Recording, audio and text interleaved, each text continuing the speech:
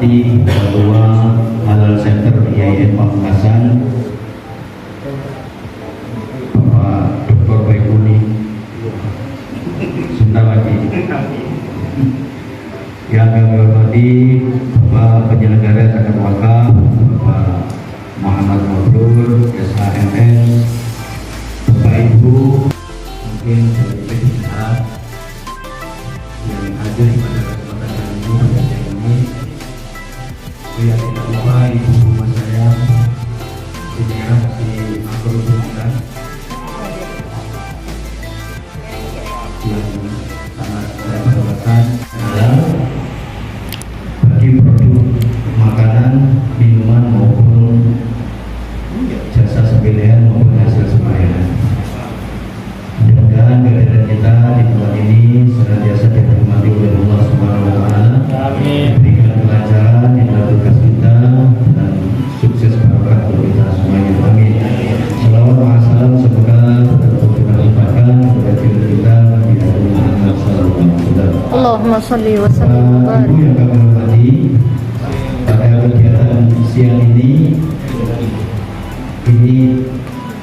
takdirnya tidak begitu lama tapi sudah jelas karena kotaknya terlalu kecil sehingga tidak terlalu lama. Jika ada kotak kedua yang lebih besar mungkin mensosialisasikan tentang aplikasi Sehati ya, sertifikasi halal gratis Sehati. Mudah-mudahan nanti bisa disampaikan dengan baik dan untuk berarti Mas Fani sudah belum? Waalaikumsalam warahmatullahi wabarakatuh. Alhamdulillah, wassalamu ala Rasulillah wa ala alihi wa sahbihi. Bapak Kasubadiru yang saya hormati Ketua Halal Center IAIN Pamekasan, dan yang saya hormati Bapak Penyelenggara Zakat Wakaf serta Bapak Ibu sekalian, Ibu Mas yang saya hormati. Setelah kita mengadakan atau melaksanakan kampanye mandatori halal tadi, alhamdulillah saat ini kita dapat berkumpul di sini dalam rangka merapatkan solidaritas kita menjadi pejuang halal. Mudah-mudahan oleh Allah dihitung sebagai ibadah yang diterima. Amin. Salam mudah-mudahan tetap tersampaikan, tersampaikan kehadiran baginda Rasulullah Muhammad SAW. Bapak Ibu sekalian, pertama kami sampaikan terima kasih kepada Ketua Halal Center IAIN Pamekasan Bapak Ibu atas kehadirannya. Beliau jauh-jauh datang dari Pamekasan ke sini untuk mendampingi kita sekaligus untuk memperkenalkan aplikasi Sehati, sertifikat halal gratis. Nah, nanti hasil dari sosialisasi dari beliau ini mohon diaplikasikan di lingkungan masing-masing. Dan memang kita semua harus melek IT kalau seperti ini. Jadi halal semacam ini adalah sekaligus sebagai seleksi alam ya, untuk seleksi alam bagi penyuluh, kemudian bagi ASN di Kementerian Agama. Artinya semakin tidak mengikuti perkembangan IT, maka kita akan semakin ketinggalan zaman, dan itu berarti kita akan semakin ditinggal oleh yang lain. Jadi harus itu mulai IT. Jadi mohon nanti Bapak Ibu sekalian memperhatikan dengan sungguh-sungguh penjelasan dari Ustaz Baikuni tentang aplikasi Sehati. Selanjutnya kami juga aturkan terima kasih kepada Bapak Kasubadiru sebagai Ketua Satgas Halal, dan juga kepada Bapak Penyelenggara Zawah serta kasih-kasih yang lain atas dukungan kepada kegiatan ini. Kepada Bapak Ibu semuanya saya ucapkan selamat karena Bapak Ibu adalah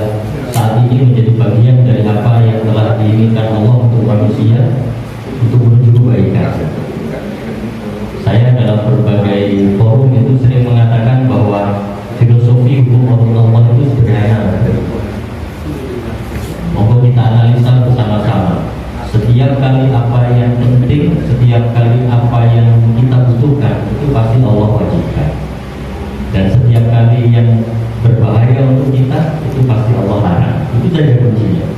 Ketika kemudian Allah mewajibkan kita makan makanan yang halal, berarti makanan halal itu adalah yang wajib kita konsumsi. Makanan yang haram itu pasti makanan yang berbahaya.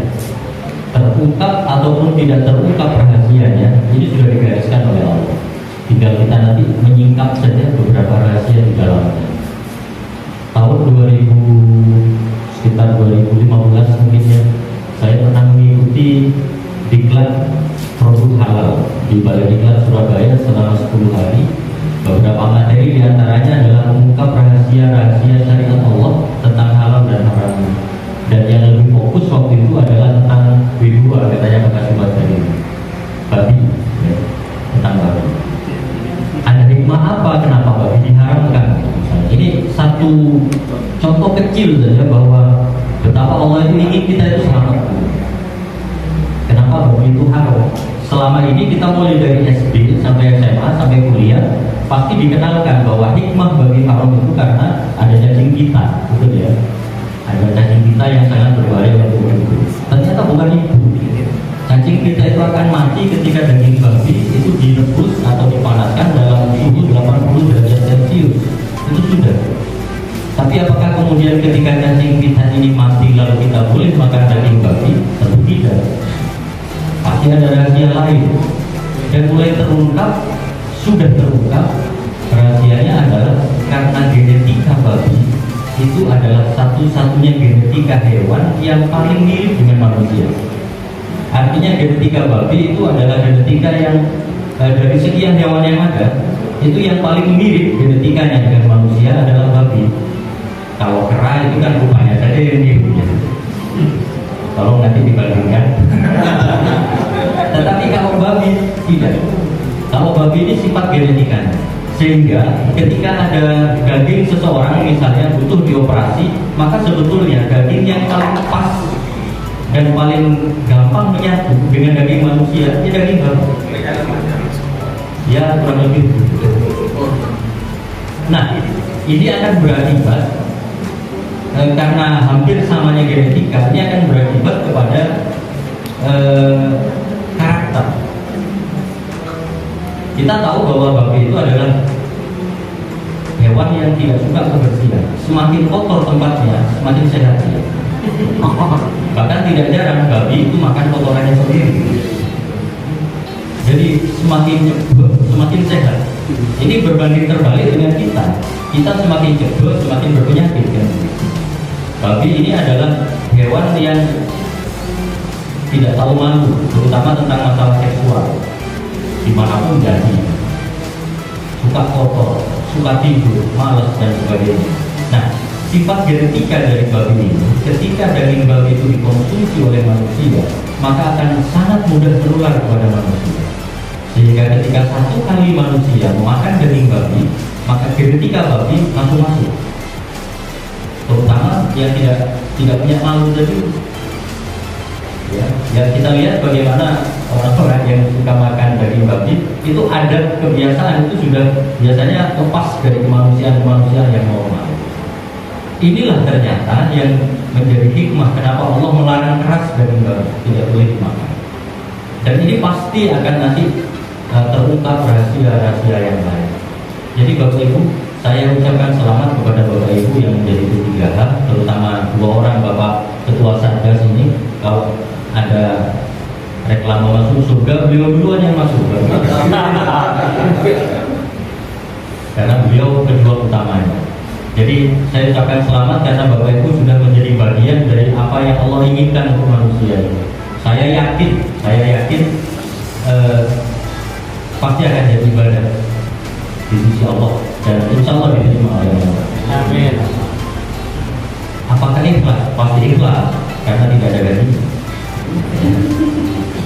Nah kalau misalnya satu sertifikat tadi ada nomor 150 tekor itu Pak. Benar. Kita memperjuangkan satu sertifikat halal itu bisa jadi modal mandir, beli bensin, beli rokok, beli makan bisa lebih dari 150. Tetapi kita dapatnya 150. Jadi nggak usah dipikir. Kalau nanti sudah dapat sertifikat halal oleh Pak Ketua nggak dicairkan, nggak usah dipikir. Ikhlas sudah. Jadi kita berharap mudah-mudahan kita tetap semangat ya nanti memperjuangkan halal ini, dan pemerintah serius sampai Oktober 2024 produk makanan, minuman, penyembelihan, produk sembelihan atau jasa penyembelihan yang tidak punya sertifikat halal dilarang beredar di Indonesia. Saya kemarin di forum sempat menjelaskan bahwa untuk halal haram ini umat Islam terutama di Indonesia itu ternyata masih kalah dengan orang Yahudi, Pak. Orang Yahudi di Israel dengan ajaran mereka ya jelas beda dengan ajaran kita. Di ajaran mereka itu ada halal dan haram itu. Jadi ada beberapa makanan yang haram versi Yahudi, ada beberapa yang halal. Di Israel sendiri umat Yahudi sangat ketat loh itu misalnya. Jadi mereka sangat takut karena norma agama dan sangat takut memperoleh kejelekan versi mereka kalau makan makanan haram yang diharamkan oleh agama Yahudi. Nah mereka juga bisa, kenapa kita tidak? Padahal Nabi mereka kan lebih lama daripada Nabi kita. Ajaran mereka kan konon ajaran Nabi Musa, walaupun banyak deviasi ya, banyak penyimpangan. Ajaran kita adalah ajaran Rasulullah yang baru 1400 tahun yang lalu. Jadi mudah-mudahan yang kita lakukan ini diridhoi oleh Allah. Dan kita diberi maunah, diberi kekuatan lahir dan batin untuk tetap memperjuangkan kehalalan makanan masyarakat di Indonesia. Saya kira itu. Terima kasih dan mohon maaf. Wallahul muwaffiq ila aqwamit thoriq. Wassalamualaikum warahmatullahi wabarakatuh. Terima kasih. Selanjutnya diaturkan kepada Pak Febri untuk menyampaikan. Assalamualaikum warahmatullahi wabarakatuh. Waalaikumsalam warahmatullahi wabarakatuh. Bismillahirrahmanirrahim. Alhamdulillahirobbilalamin. Yang kami dari FP3H Halal Center yang juga berinisiatif mengadakan sosialisasi sekaligus pemantapan tentang aplikasi siaran. Nah, seperti yang saya sampaikan di pertemuan dengan Pak Satgas waktu itu dan dihadiri oleh sebagian pihak, bahwa yang namanya pendamping ini turun ke lapangan itu tidak hanya sebatas memvirtual saja atau mengecek saja, tetapi harus mempersiapkan email, mempersiapkan minta KTP pelaku usahanya, terus kemudian mengisikan. Kenapa? Karena kalau tidak didampingi untuk mengisikan, insya Allah ini target pemerintah yang 1 juta itu tidak akan tercapai, karena banyak yang pelaku usaha yang ngetek. Makanya perlunya pendamping itu juga memahami kondisi mereka. Kalau mereka yang sudah ngerti teknologi ya sudah dipersilakan isi sendiri. Kalau yang tidak ngerti teknologi ya harus didampingi oleh pendamping. Kalau nggak didampingi, insya Allah mereka tidak akan isi. Buat apa sertifikat halal? Ya. Walaupun baju, walaupun ini juga demi kemaslahatan mereka. Nah, pada kesempatan hari ini saya akan sampaikan beberapa hal terkait dengan skema pelaksanaan sertifikat halal. Pertama, pelaku usaha membuat NIP. Kalau pelaku usahanya tidak bisa membuat NIP, itu harus digabung. Di grup itu saya sudah bagikan terkait dengan website pembuatan NIP-nya. Alhamdulillah ada beberapa yang sudah mencoba. Ustaz Humaydi ini sudah, Ustaz Morani, Ustaz Abdul Wadud.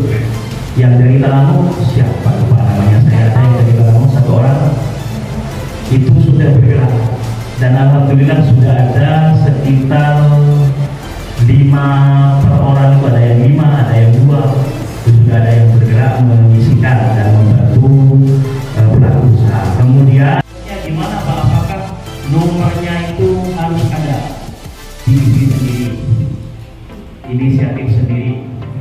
Kemudian dokumen penyediaan halal KTP, ini KTP-nya siapa? Yang punya usaha bisa menjadi penyedia halal.